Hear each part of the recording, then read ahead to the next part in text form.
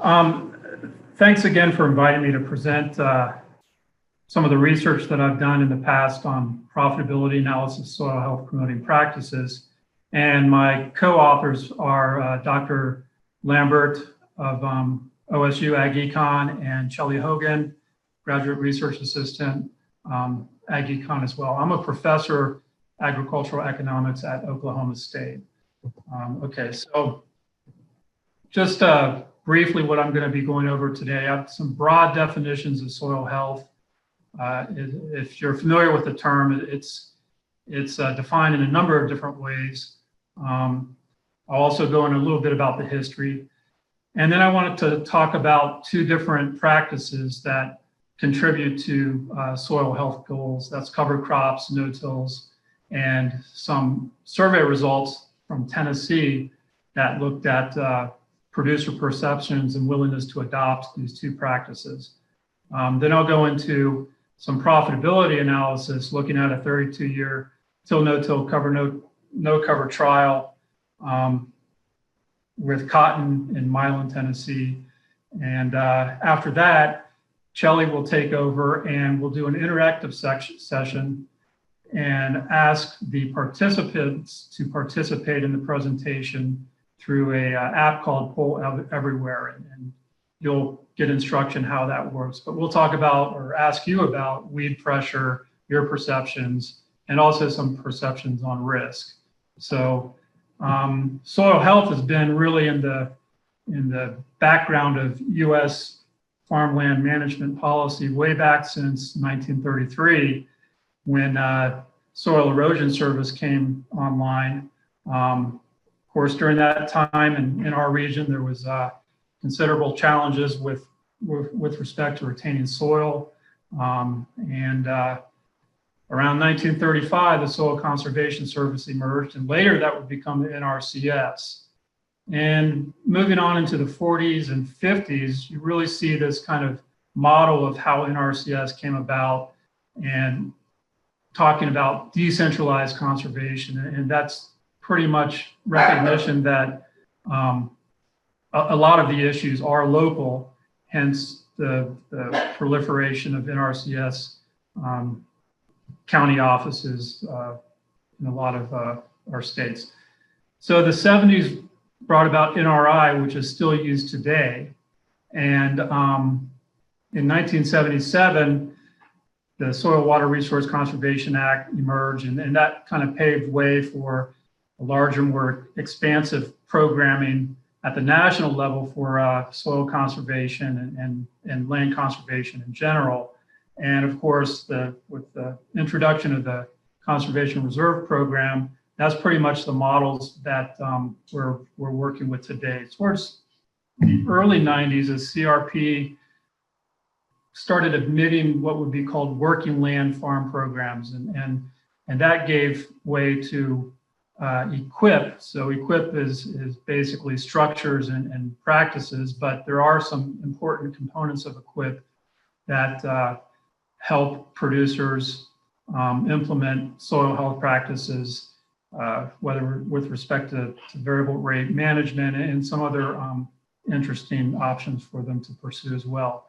And early 2000s came along the CSP, which today we have the Grassland Conservation Incentive Program. So soil health has really been in our vocabulary for a long time, but really it's not until recently, if you look on the right, you see some trends in soil health topics in the media with Google hits, and then soil science, the Society of Soil Science America journals.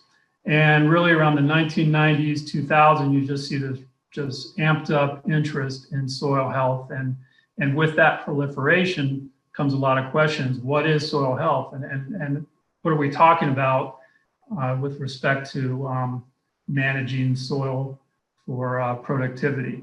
And this is an NRCS definition. Soil health also referred to as soil quality, so they use it interchangeably. The continued capacity of soil to function as a vital living ecosystem that sustains plants, animals, and humans. And that is a lot of complexity wrapped up in that sentence. It's about managing from microorganisms all the way up to the top surface, and how humans, our producers, make decisions with respect to impacting those variables. In fact, the plot at the bottom, or the graph at the bottom, says regenerative agriculture. That's from General Mills. And so even some of the larger food processing corporations are interested in this concept and are promoting it on their website. So, again, no one size fits all in this definition. There's a lot of different complexities that we really don't understand yet, but we're learning how they fit together and they're connected. And that's part of the research that we're doing in the RAIN project. Part of that sources of variation include different crops. So we've got corn, soybean rotation systems. You might have wheat, fallow wheat. Producers make those decisions every year based on prices and markets. There's also growing conditions that contribute to the variation as well. And of course, the soil variability and heterogeneity, pretty much within field, but of course across a whole farm or indeed a county. And then there's also producer managerial ability. Some producers are really, really good at managing complexity, and others may not have so much of an interest or experience in doing that. So those are some of the obstacles that challenge some of the broader definitions of what soil health is. Also, what's challenging to us is empirical data. There's a lot of case study evidence out there that points to positive results from managing for soil health, and positive results being improved soil health, but also profitability. But we really need a lot more replicated experiments and controls to get a handle on this. So one of the things I'll show you today is that particular need. So the benefits, there's numerous benefits. I just list a few here. I'm going to focus on cover crops and no-till. So those are practices that contribute to soil health. And if you look down at the bottom, you see for Tennessee, at least, since the 70s, there's been a ramp up of no-till adoption, and that mainly occurs in West Tennessee. And on the maps on the right, you see the distribution of adoption for no-till and cover crops. And Oklahoma, we've got for no-till, about 30 to 45% of our acres in that practice. But then for cover crops, it's still pretty new. And people grasping to figure out, really what this means and how do we implement it, even on a case-by-case basis. So that's kind of the background. So moving more into our region, this is from the website you see down below. It's pretty handy. It's kind of a nice go-to, but it tells you the kinds of covers that, for example, candidate summer cover crops that we might find advantageous for our production systems in Oklahoma and Kansas. Okay, so I'm going to go into a little bit of some work that I did previously when I was at University of Tennessee. And this is a survey of row crop producers in West and Middle Tennessee. And you can see the area coverage that we were trying to focus our attention on. And really there are several questions we're trying to answer, but one of the things that was really interesting to us is this idea of incentivizing the adoption of practices to promote soil health, and the practices considered were no-till and cover crops. And so let me go into that. So really the core of that survey boiled down to these two questions. And when we do this with producers, we try to understand how much or thresholds at which they will be interested or decide to adopt a particular practices. And these are typical questions. So those red X's just mean that every producer is going to see a different price. And so we use that as in our economic analyses to map out what we call supply curves. So we're looking at supply curves from producers of their ability to provide or enroll acres into different practices to promote soil health. In this case, it's no-till and cover crops. And this is just a real, kind of summary of those survey results. And as you would expect, and as one would hope, is that as cost share increases, the adoption intensity of these two practices increase as well. And it looks like the responsiveness actually is a bit steeper and stronger for cover crops versus no-till. That's not too surprising for this survey results, because Tennessee has had a long history with no-till going back to the early 1980s. So that's one of the things we look at. This is kind of an interesting thing that we like to try to gauge too when we talk with producers, and that's their perceptions of what they think these particular systems will provide to their operation in terms of profitability, in terms of reducing costs, in terms of increased management burden, effectiveness of controlling weeds, et cetera. And so these bars, the green just says the producer, they really didn't have an idea what these practices would do. And so, you know, that those green lines really show a place where extension could bring in some of their skills to clarify that ambiguity producers might have. But then you see that in some, for example, no-till reduce erosion, you know, pretty much the majority believes that, of course, that's what it does. So we like to use these to try to gauge where the producers are in terms of their knowledge of these practices, but then maybe where we can extend our efforts to bring in more information to the producers for managing and working with these particular soil health practices. This is the same survey looking at this, and what we have here, my screen is, so those are so dryland soybeans. These are expected numbers of profitability, really, in terms of what they would see with different no-till and cover crop practices. And so moving on to a long-term, so this is where, so before is really producer perceptions of what they think those practices would bring them. But this next part of the presentation is really a 32-year experiment from Milan, Tennessee. That's in West Tennessee on continuous cotton. It's still ongoing. And the treatments were no-till and till with cultivation with covers that were none, weed, and hairy vetch. And so we were really interested to look at this long-term data and say, well, okay, given some prices and some assumptions about input markets, how does this pan out in terms of a net present value of returns by using one practice over another practice? So in terms of yield, those bars just tell you some variation in the data, and the no-till, and this is not unexpected, lower yields somewhat with no covers, but then you see using those covers with winter wheat and vetch, you do get a boost there, and they're competitive or up around the conventional till cotton yields. Nitrogen use decrease with hairy vetch and with winter wheat cover crops. So over the long term, we saw reductions in applied nitrogen for this particular trial. Profitability, though, is less clear and a little bit more ambiguity in terms of those returns for each of these practices. And just looking at that, you really can't tell if one has an edge over the other over the long run.